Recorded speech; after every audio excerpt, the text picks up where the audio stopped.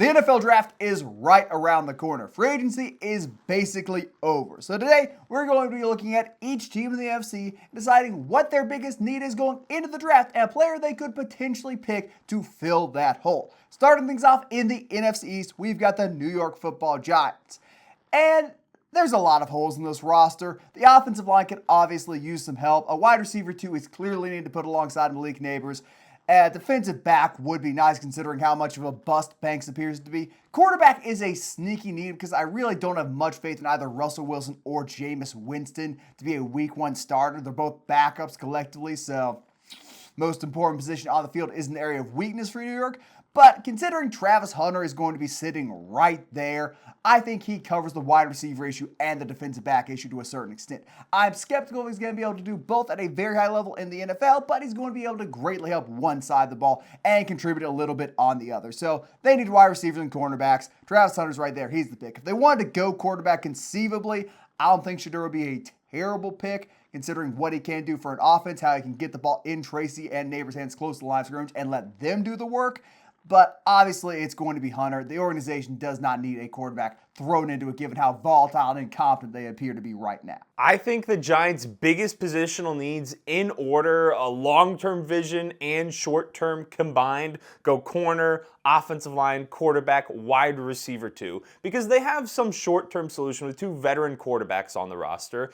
When it comes to receiver, they have Malik Neighbors. I like Darius Slayton a lot more than most, and they at least have a slot in Wan'Dale Robinson, so that group is at least serviceable. I think when we look at the offensive line and we look at the secondary, it is not a pretty picture, and people have kind of downplayed it, I think, in an effort to prop up the idea of the Giants taking a quarterback third overall, or even the idea that the Giants should draft Abdul Carter if he is the one that falls out of the top two picks, and I think it is a bit of a smokescreen from the people propagating that narrative. Because when you look at the secondary and the cornerback position, Deonte Banks was horrible last year. He got benched. They signed a Debo who's a little bit of an or a lot of it, depending on how you view him, of an overpay just to bolster that secondary. Then you take a look at the offensive line. People keep saying, oh, well, they were fine when Andrew Thomas was healthy last year, which completely ignores the fact he's missed 17 games over the last two seasons and hasn't been able to be healthy.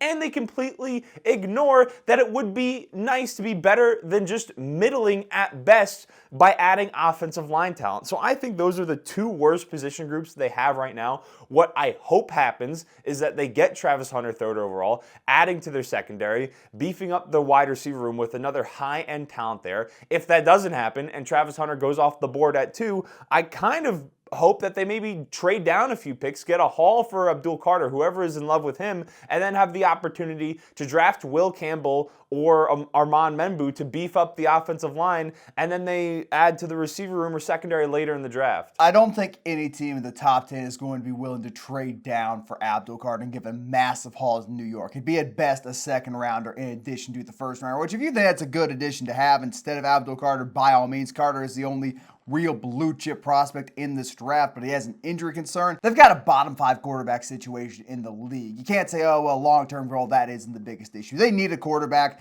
It seems they're going to try and roll with Russ and Jameis, but that is a need which they just don't think is going to be able to be addressed in this weaker draft class. It's a bigger need than offensive line, cornerback, wide receiver, but it just can't be fixed. So if they have to take a quarterback, as a Giants fan, I would love to see Milroe on day 2 or Kyle McCord later in the draft. You don't get to ruin Jalen Milroe with your poverty organization who can't develop players. That's not going to happen. Keep it pushing. I'd rather him go to Cleveland than go to New York. Poorly run franchise all around. Dallas Cowboys need a wide receiver too, need a running back. Obviously could bolster the offensive line a little bit. Could use a strong linebacker or interior defensive lineman to help their run defense. This roster is not that good outside their star players in the secondary, on the edge, at wide receiver 1, and at quarterback. I think the pick is, if he falls Ashton Jeanty, you address the running back need. You get a guy who can carry your offense to pair with Dak and CD. If Ashton Jeanty isn't there, I don't think you reach on Amari and Hampton.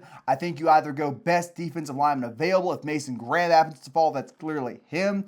If Will Campbell happens to fall, I think you take another offensive lineman and just keep beefing up that position, because even with a middling running back, you can still dominate in the trenches and have an effective running game.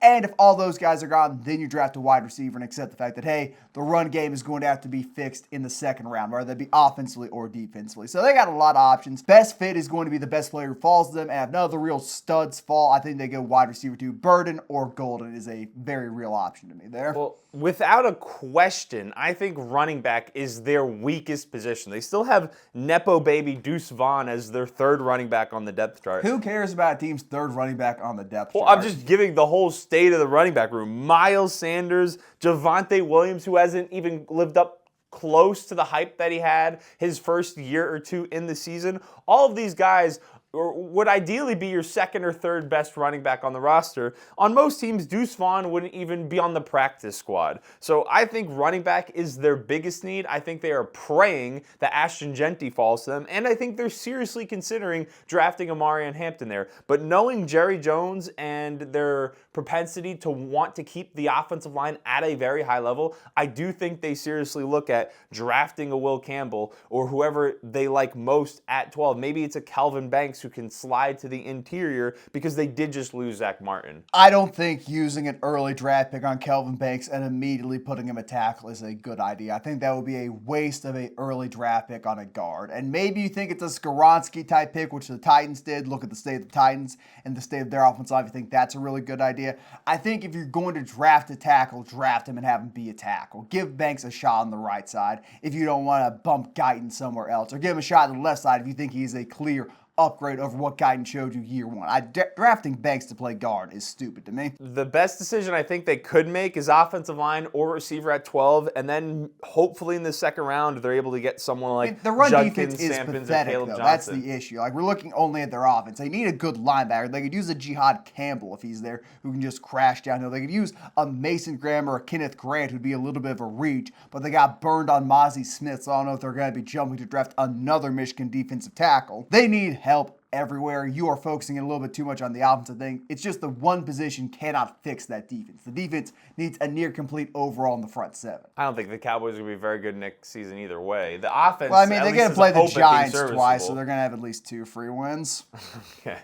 Anyway, Washington Commanders. Prior to the Laramie Tunsil trade, I would have said, yeah, you need to target tackle. And while I think Tunsil is a little bit overrated, living on that name value hype, he is still a big upgrade on that left side over what they had.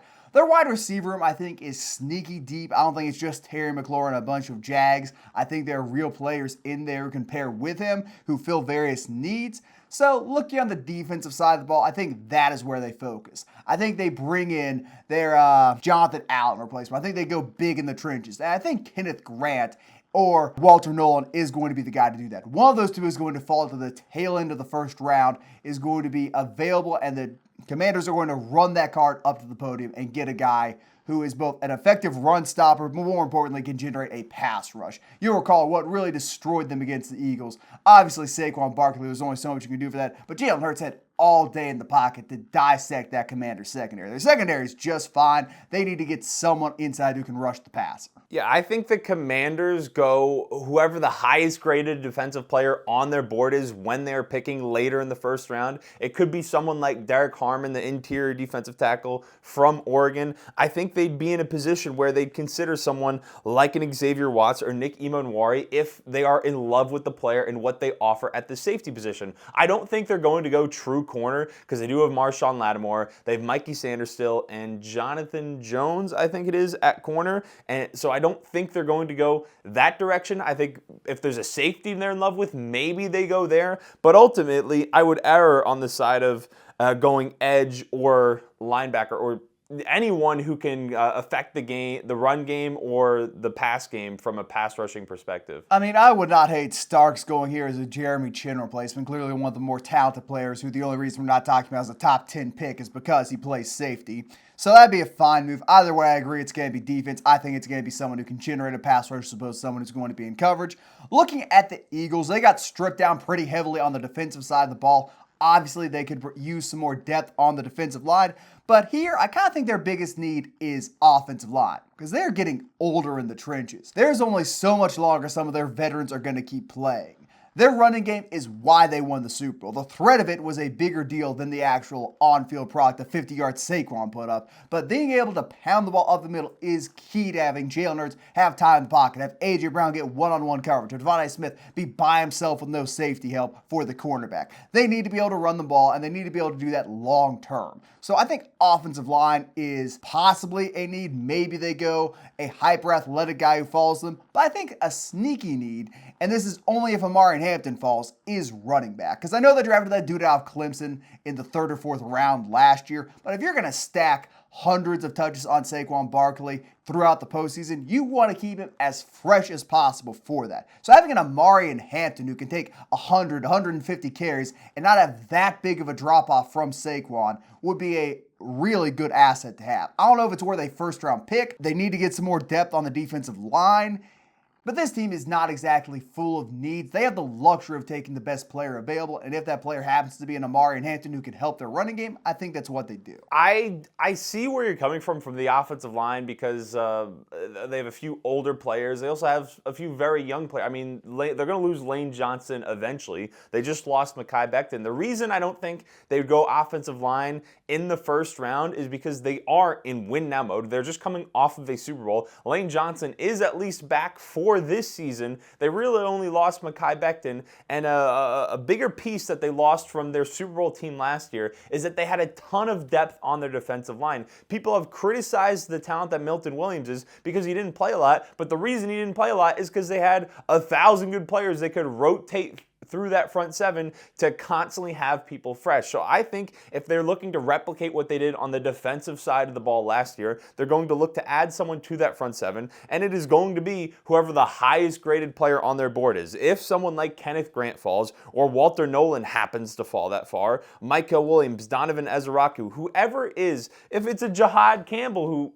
because people view interior linebackers Campbell not ain't that falling high. that far, man. I'm telling you right now, someone is going to smoke a pick on Campbell. He is not falling that far. Jalen Walker has been talked about as a top 10 pick, and some people aren't as high on him. I think it is going to be probably a Georgia guy, but it's going to be the highest graded defensive lineman or edge on their board to keep the continuity of having being deep at those positions. I think the important thing to note is, though, it is going to be a depth piece one way or the other. Because even if they draft a Kelvin Banks who falls them, or a Gray Zabel in particular is going to need more time to develop, it's not going to be someone they roll out there day one. It's a luxury of being the Super Bowl champion who did not lose too many starters in free agency.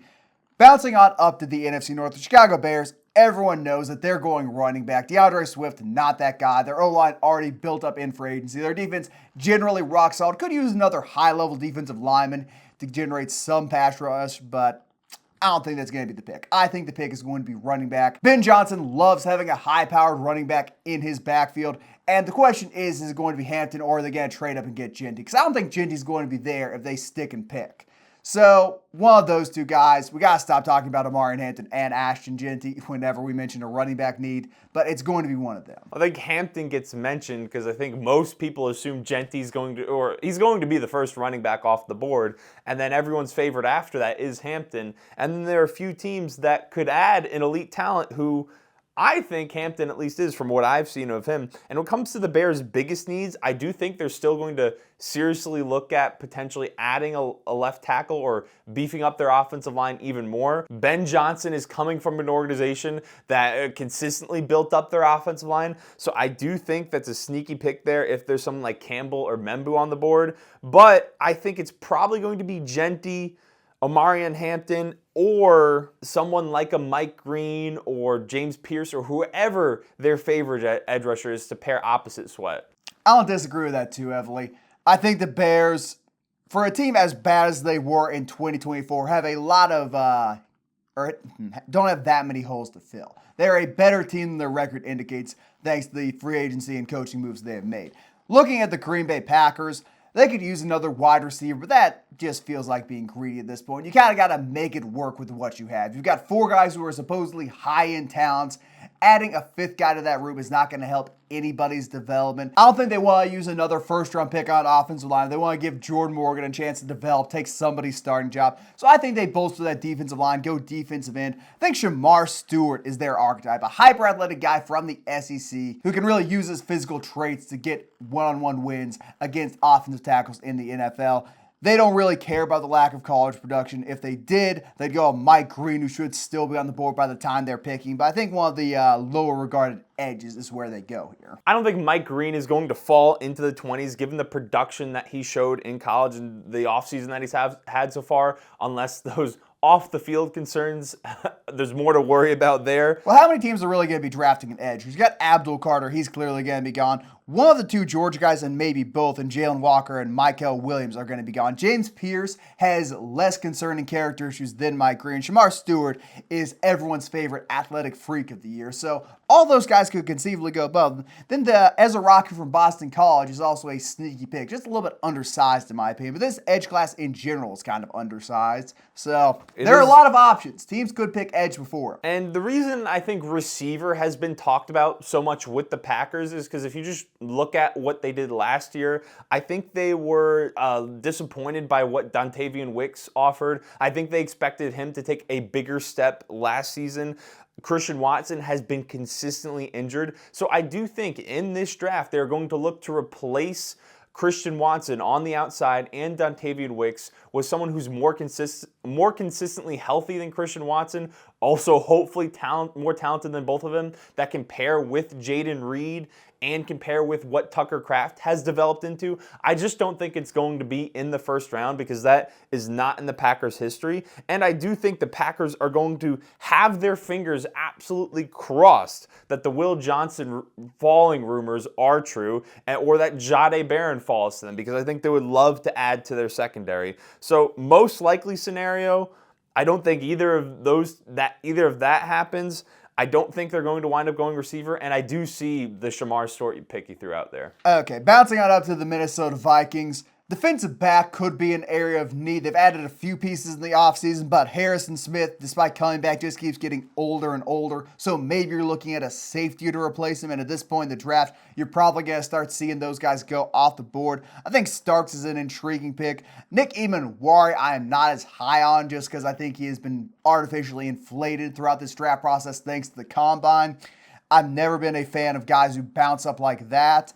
So one of those two, and if a defensive lineman like Kenneth Grant falls, I think that's also a pretty good pick. Minnesota is going to add a depth piece. So their offensive line has been bolstered greatly in free agency. Maybe you think they get a new left guard, which I wouldn't be opposed to either. But their running back room is fine. Their wide receiver situation is pretty good. Tight end, all right there. And it's all going to come down to J.J. McCarthy on that side of the ball. Defensively, always use more depth. We saw what the Eagles did in the Super Bowl. Maybe you think get another edge to put next to Dallas Turner, Jonathan Grenard, and Andrew Van Ginkel, but I'd be skeptical about that. So either D-line depth or a defensive back to replace Harrison Smith. The Vikings, if you just ignore the fact that J.J. McCarthy is an unknown and we don't know exactly what he's going to give us in his first year of being a starting quarterback, there aren't really any weaknesses on this Vikings team. They have a talented player in every single position group for the most part. So I think their biggest needs come down to safety. Harrison Smith is playing year 14, but he's getting old, and they could look to add some talent and youth to that position. Interior defensive line, I know they added some pieces in the offseason, but I think they could look to get younger there and just add more depth there that can rotate in. And then I would go to, if they can bolster and add a different type of running back on day 2, I think that would be ideal. So in the first round, I think they're going to look to add someone like a Kenneth Grant if he falls to them, add a Walter Nolan if someone like that falls to them, or they're going to draft the most talented safety they have on the board. I tend to agree, but let's now bounce up to the division winner, Detroit Lions. And they got two areas of weakness. The O-line, not an issue. Maybe you think getting a depth piece would be fine there, help things in the long term. But they're not going to use the first-round pick on that. Running back, perfectly fine. Wide receiver, very good. Tight end, good. Quarterback, They paid Jared Goff $1 bazillion. They need someone who can generate a pass rush, or they need more help in the secondary.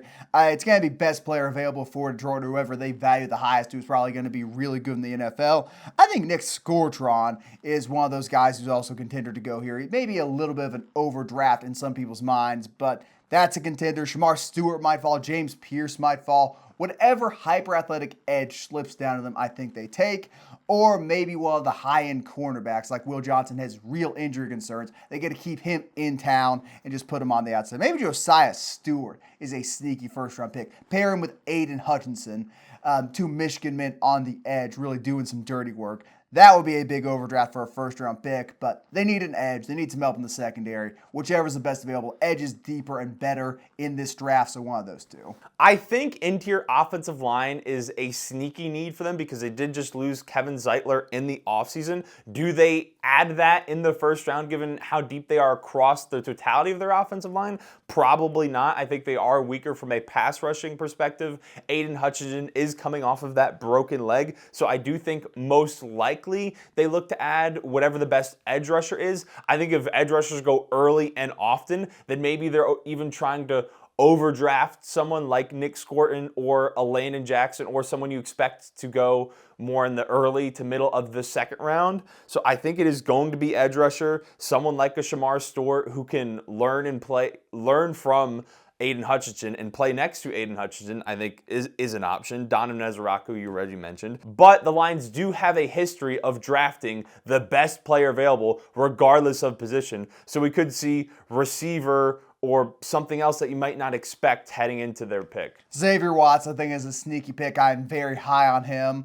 And naturally, being the intellectual I am, I assume the Lions are also high on him, so maybe they go safety. Heading out to the NFC West, 49ers last place in the division. They do not want to repeat at that. Offensive line is a big need. They lost a lot of depth on the defense, a lot of names people recognize from those Super Bowl teams, but that's all smokescreen. They need offensive linemen. They're going to be picking the position. They get one of the 2 or 3 premier tackles. The question is, do they prefer Campbell, Banks, or Mimbu, and who will be there for their pick? I think Campbell's going to be off the board. I think Banks will still be on the board, and Mimbu's kind of up in the air, but they're probably not going to use a pick on Banks. Doesn't strike me as a very Shanahan pick. So Mimbu or Josh Simmons, who is very athletic, but is coming off that knee injury. It's going to be one of those 2 tackles. Banks is going to have a little bit of a slide. Mimbu or Simmons is the need. I've seen people throw out Jahad Campbell because they lost Dre Greenlaw. I've seen people throw out Jahdae Barron or Will Johnson as a corner to add to the 49ers secondary. I just don't see that happening because the biggest problem the 49ers had last year was Brock Purdy not having time to throw the ball. Trent Williams maybe took a little baby step back. He is getting older every single year,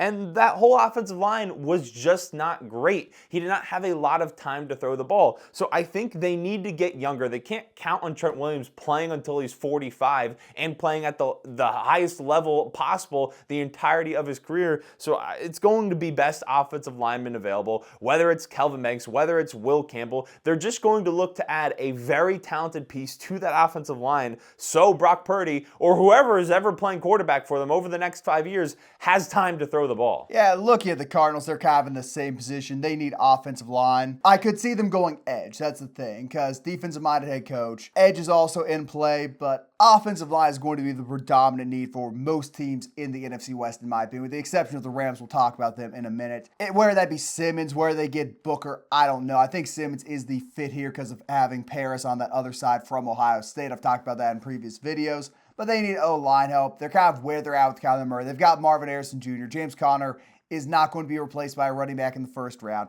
Trey McBride's just fine. And defense, I think they know that they can fill defensive holes in free agency or with later round picks. They don't need to smoke an early pick on one of those high-end talented guys. They can get a premier position with this pick. When you look at their team, I think edge rusher is just as equally needed as offensive line, but you have a defensive-minded head coach. You can kind of make up for that. You have a quarterback who's been struggling, whether it be due to injury or just talent around him and several other factors, maybe off the field, not studying film. But you have a quarterback that's been struggling, and you're paying a lot of money. So I think they need to protect it by adding another piece to that offensive line so Kyler Murray has a little bit more time to throw the ball down the field. They really need to get Marvin Harrison going to live up to his expectations prior to his rookie year. Marvin Harrison's going just fine. Kyler Murray just doesn't throw the ball to him because it doesn't generate a ton of separation. I don't think Marvin Harrison is an issue. Well, the talent that he is, I don't think he is as clearly a fit in the Cardinals offense and is as seamless a fit as people thought he was going to be to any offense in the NFL. What number one wide receiver could be added to the Cardinals in their current run-first style play and produce elite numbers? It is so much easier for a tight end to produce in their current system than it is for a wide receiver. Someone like Malik Neighbors would not have been better in that is certainly system. More electric on screen passes and after the catch than Marvin Harrison is. Yeah, but they don't want to run a bunch of screen passes, though. They don't want to do stuff down right at the line of scrimmage with their wide receivers. Malik Neighbors is the beneficiary of an exceptional amount of targets. If Marvin Harrison got that number of targets, things would be a little bit different. The numbers, at the very least, would be better. Granted, it's easier to target a guy like Malik Neighbors who creates more separation than Harrison, but we're getting very broad a field here. Offensive line or edge. And the Seahawks, I alluded to it earlier, they need offensive linemen. I think they don't need to use a first-round pick on it, but if they like Tyler Booker, go with him. If they like one of the tackles who falls to him, like Banks, who was getting mocked to them and a lot of times, go with him. I think a sneaky pick here, though, is Miles Frazier, the guard from LSU. No, I mean, don't laugh at that. I watched a lot of Will Campbell film on a video I was making about him. Frazier's really good. Maybe not a first-round pick, but if they go Booker and then Frazier second or third round, that interior of the offensive line gets a lot better. They've already kind of got the center position figured out with Olu Oluwatimi, so I think either tackle or you go guard here. They don't need a wide receiver. You think a wide receiver benefits this team with two high-end running backs? Come on now. Let's be serious. Well, I could see them going with someone like Ibuka to pair with... Emeka Ibuka does not complement Sam Darnold's play style at all. He's a good route runner, gets open over the middle of the field. Sam Darnold cannot throw over the middle. They need a burner if they want to go wide receiver. I could see a receiver here is all I'm saying, but I do have, as the only need listed in my notes, is interior offensive line. Now, that's always one where we haven't seen teams... Some teams just refuse to draft one in the first round. So if that is the Seahawks... You think after watching Geno Smith's head get peeled back the past few years, they'd say, okay, maybe we don't care so much about position of value. Or Sam Darnold getting destroyed towards the end of the season on the Vikings. I think they go interior offensive line. There's no real need to focus heavily on Rams. They are in the luxury of going best player available. Their offensive line is all right. Could use some holes filled. Wide receiver, they are set. Running back, they are set with Kyron Williams, Blake Corum, and Ron Riverside, who apparently is going to get more carries than Blake Corum. Secondary needs some help, though, and if Will Johnson falls, that's a great pick for them. I don't think he's going to be on the board when the Rams are picking, though, so they're going to have to look elsewhere. I don't think they go safety. Travis Hunter's not going to be around. I think they maybe take a flyer out on Trey Amos from Ole Miss, one of the more interesting prospects at that position in the draft. I think his man skill is enough where he can survive in the NFL. Maybe they go safety, safety is a little bit more talented but fell due to the position.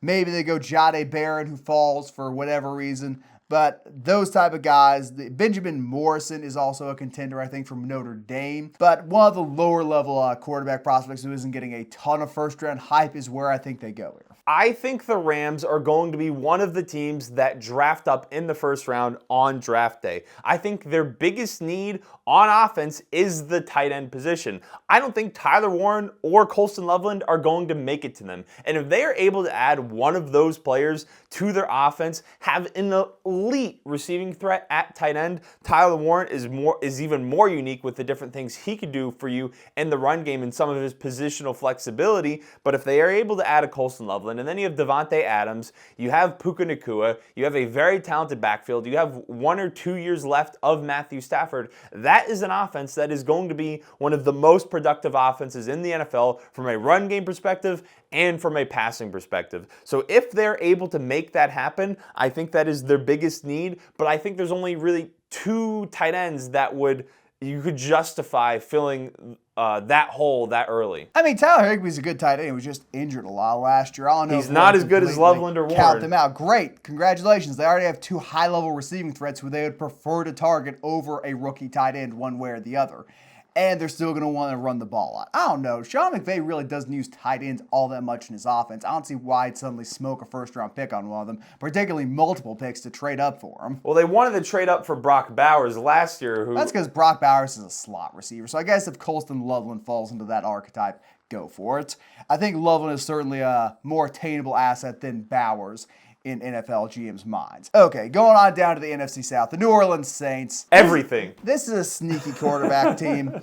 This is where if Shedeur Sanders starts to fall, I could see them stepping in the back half of the top 10 and grabbing him. Will Campbell might be on the board. He would certainly be an upgrade. Tyler Warren, big offensive skill player, gives whatever player they have throwing the ball for him some luxury, whether that be Taysom Hill or Spencer Rattler, Derek Carr for the 4 games he's healthy. Everything is the accurate assessment. If they have one of the high-value marquee positions available, I say fill that hole, but the Saints are a mess. Unless they just overdraft someone I absolutely hate, I don't think I could hate any position or any direction the Saints going in the draft. Who would that player they'd be overdrafting be?